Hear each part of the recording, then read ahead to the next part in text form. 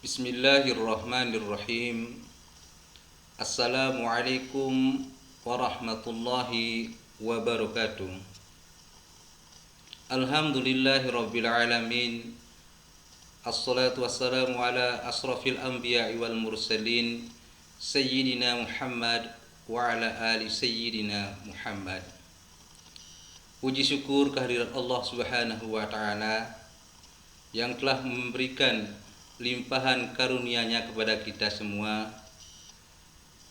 Tak lupa kita haturkan selawat serta salam atas junjungan Nabi Muhammad sallallahu alaihi wasallam. Selanjutnya kita masuk ke materi pembelajaran bahasa Arab kelas 7 semester 2.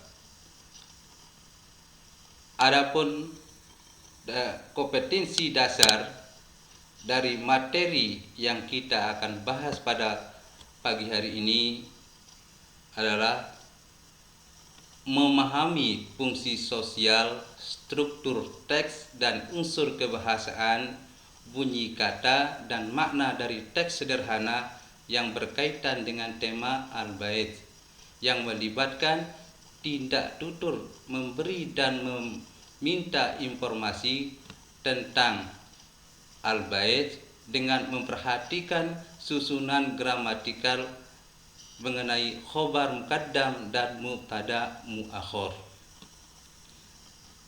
Yang kedua, kompetensi dasarnya adalah menerapkan kaidah tentang bentuk, makna dan fungsi dari susunan gramatikal khobar muqaddam dan mubtada muakhir dalam teks sederhana yang berkaitan dengan tema al-bait.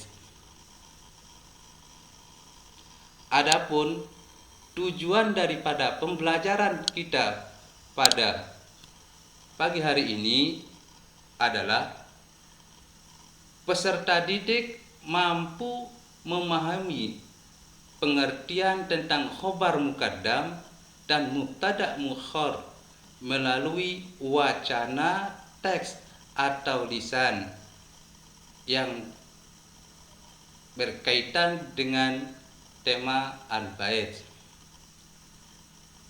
Yang kedua adalah secara individu peserta didik mampu membedakan mana khobar muqaddam dan mubtada muakhir dalam bentuk teks percakapan sederhana tentang al-bait.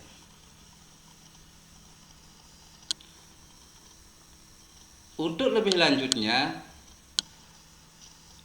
lebih memahami daripada pengertian mana khobar muqaddam dan mana mubtada muakhir, selanjutnya kita bahas pengertian daripada khobar muqaddam dan mubtada muakhir.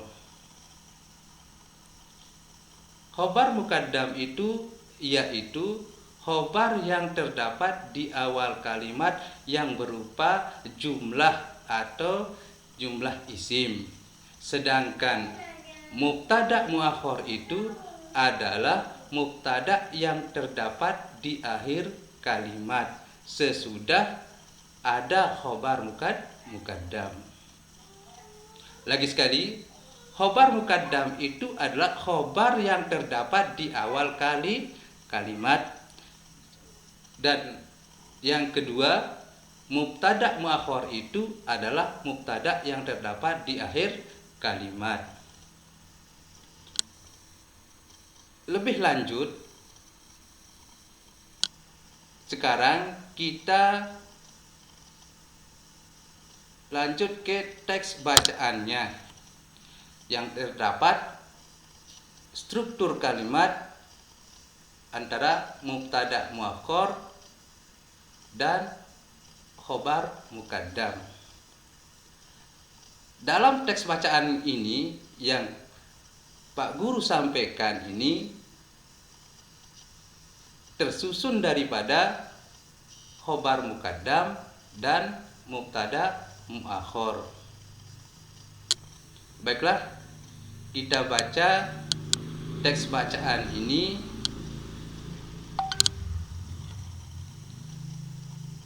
Bismillahirrahmanirrahim. Ismi Rashad, li amun ismuhu Sayyid Taufiq, wa huwa akhul kabir li abi. Di Sayyid Taufiq baitun kabirun wa jamilun, wa huwa fi syari kalimaya raqmun tamin wa sab'una Samarinda, wa fil baiti tabikun supliyun wa tabaku ulwiyun, amamal bait syajaratun kabiratun wa hiya syajaratun manja, war al bait hadiqatun kabiratun. Nah, setelah kita baca teks bacaan ini, ada beberapa contoh struktur kalimat yang mengandung khobar muqaddam dan mubtada muakhir. Lebih lanjutnya, untuk lebih memahami lagi, adapun Pak Guru akan menyampaikan contoh-contoh daripada khobar muqaddam dan mubtada muakhir. Pada tabel berikut, inilah contoh-contoh khobar muqaddam dan mubtada muakhir. Contoh khobar muqaddam dan mubtada muakhir ini adalah: 1.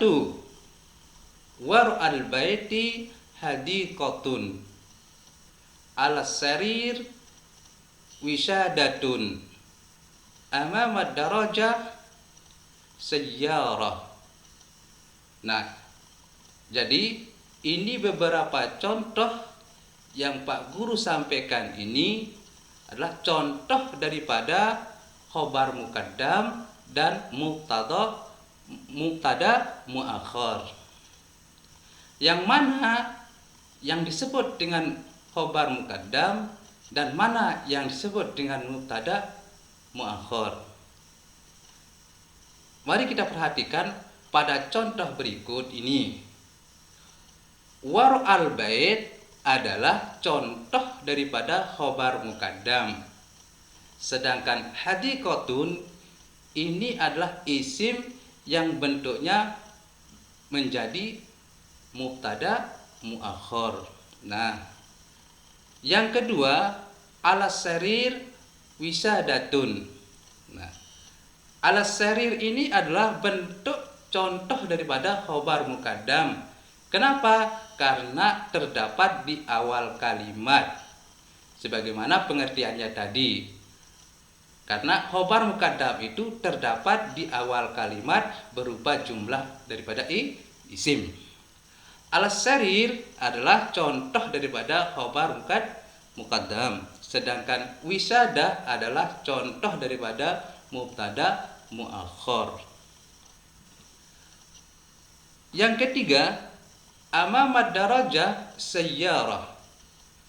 Amamad darajah sayyarah ini adalah contoh yang ketiga daripada contoh khobar muqaddam dan mubtada muakhir. Lagi sekali, amamad darajah ini adalah contoh daripada khobar muqaddam, sedangkan as-sayyarah adalah contoh daripada mubtada muakhir.